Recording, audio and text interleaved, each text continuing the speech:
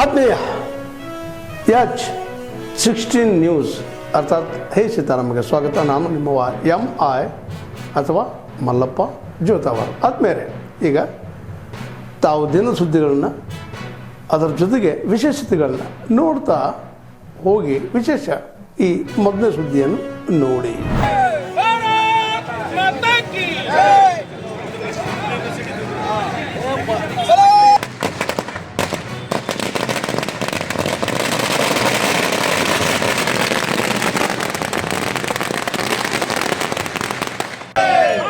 BJP ಸರ್ಕಾರಕ್ಕೆ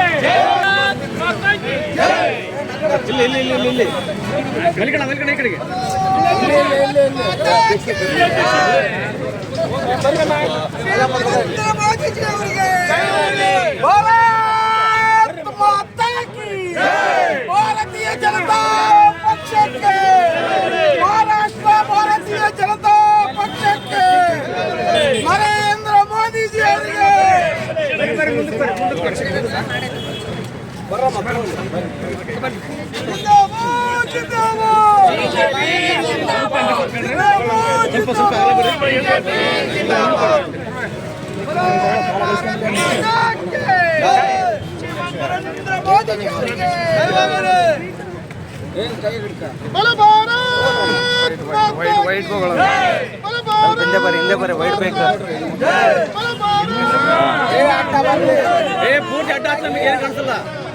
ಯಾರಿದ ಅಡ್ಡ ಬಂದಿರೋದು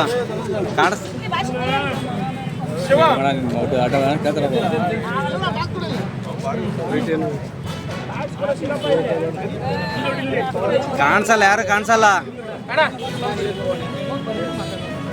ಪೂರ್ತಿ ಸೈಡಿಗೆ ಬನ್ನಿ ಅಣ್ಣ, ಸೈಡಿಗೆ ಬಾ ಅಣ್ಣ, ಯಾರು ಕಾಣಲ್ಲ ಅಲ್ಲಿ.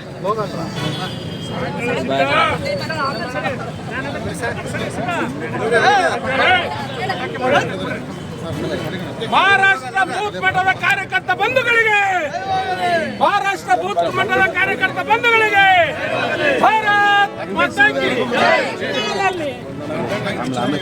ಜೈ. ಈ ಹಿಂದೆ ನಮ್ಮ ಕರ್ನಾಟಕ ರಾಜ್ಯ ಸರ್ಕಾರಿ ನೌಕರರ ಸಂಘದ MA ರಾಜ್ಯಾಧ್ಯಕ್ಷ ಷಡಾಕ್ಷರಿ ಅವರು ಒಂದು ಅರಮನೆ ಮೈದಾನದಲ್ಲಿ ಒಂದು ಸಮ್ಮೇಳನವನ್ನು ಮಾಡಿ ಅಲ್ಲಿ ಮುಖ್ಯಮಂತ್ರಿಗಳು ಮತ್ತು ಉಪಮುಖ್ಯಮಂತ್ರಿಗಳ ಸಭೆ ನಡೆಸಿದ್ರು.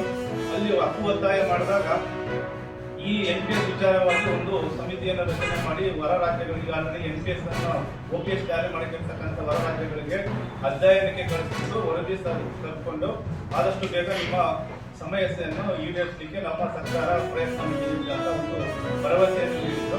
ಆಲ್ರೆಡಿ ಈಗಾಗಲೇ ಆ ಸಮಿತಿಯು ಹೊರ ರಾಜ್ಯಗಳಲ್ಲಿ ಹೋಗಿ ಅಧ್ಯಯನ ನಡೆಸಿ ಬಂದು ಸಮಿತಿಯ ವರದಿಯನ್ನು ಸರ್ಕಾರಕ್ಕೆ ನೀಡಬೇಕಾಗಿದೆ.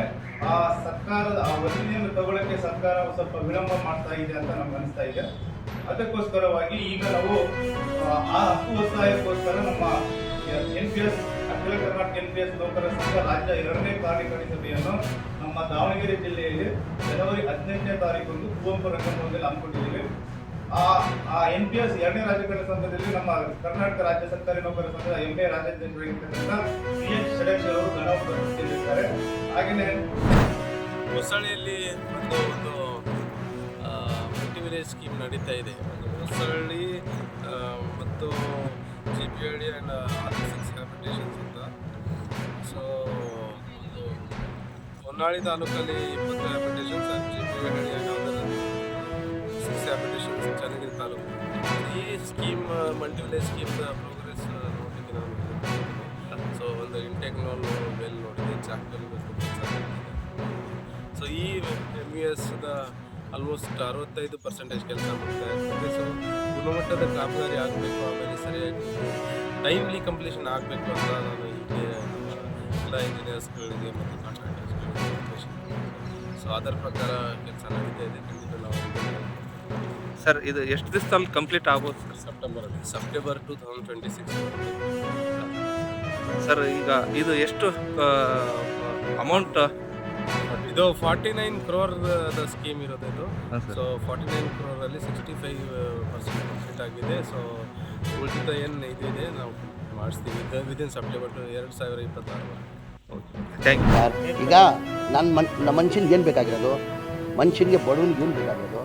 2 ಊಟ, 1 ಮನೆ, ಅದು ಕೊಡ್ತಾ ಇದ್ದೀವಿ. 10 kg ಅಕ್ಕಿ ಕೊಡ್ತಾ ಇದ್ದೀವಿ, ಮನೆಗಳು ಕೊಡ್ತಾ ಇದ್ದೀವಿ. ಮತ್ತೆ ಆಗ್ಬೇಕಾಗಿತ್ತಲ್ಲ ಸರ್, ಮನೆಯವರು ಇಲ್ಲಿವರೆಗೂ ಆ 1 ತಿಂಗಳ 2 ತಿಂಗಳ ನಿಮ್ಮ ನೋಡ್ರಿ ಇದೇ ಮಾತು ಈಗಲೇ ಇಲ್ಲಪ್ಪ, ನೀನು 2 ತಿಂಗಳು 3 ತಿಂಗಳು ಮಾತಾಡ್ತಿರಲಿಲ್ಲ. BJP ಕಾಲದಲ್ಲಿ ಒಂದು ಮನೆ ಕೊಟ್ಟಿಲ್ಲ, ಅದು ಕೇಳೋಕ್ಕಾಗಲ್ಲಪ್ಪ. ಕೊಟ್ಟಿಲ್ಲ, ಅವ್ರು ಅದಕ್ಕೆ ಮನೆ ಕಳಿಸ್ಯಾರ ಸರ್, ಕೊಟ್ಟಿದ್ದಾರೆ. ಅದಕ್ಕೆ ನಾವು ಮಾಡ್ತಾ ಇರೋದು, ಅದಕ್ಕೆ ಕೊಡ್ತಾ ಇದ್ದೀವಿ. ಸರ್ ಏಪ್ರಿಲ್ ಒಳಗೆ ನೀವು ಡೇಟ್ ಫಿಕ್ಸ್ ಮಾಡ್ಕೊತೀರಿ? ಇಲ್ಲ ಏಪ್ರಿಲ್ ಇಲ್ಲ. ಬಡವ್ರ ಬಗ್ಗೆ ಕಾಳಜಿ ಇದ್ರೆ ಯಾಕೆ ಹಂಚಿಕೆ ಮಾಡಲಿಲ್ಲ? ಕೇಳಪ್ಪ, ಕೇಳಿದ್ದು ನಾವು ನವಂಬರ್ಗೆ 24ನೇ ತಾರೀಕು ನವಂಬರ್ ಕೊಡ್ಬೇಕಂತ ಇದ್ವಿ. ನಾವು ದಿಲ್ಲಿಗೆ ಹೋಗಿ ಆಹ್ವಾನ ಮಾಡಿದ್ವಿ. ರಾಹುಲ್ ಗಾಂಧಿ ಇಂಥ ಒಳ್ಳೆ ಕಾರ್ಯಕ್ರಮ ಮಾಡ್ತಾಯಿದ್ವಿ.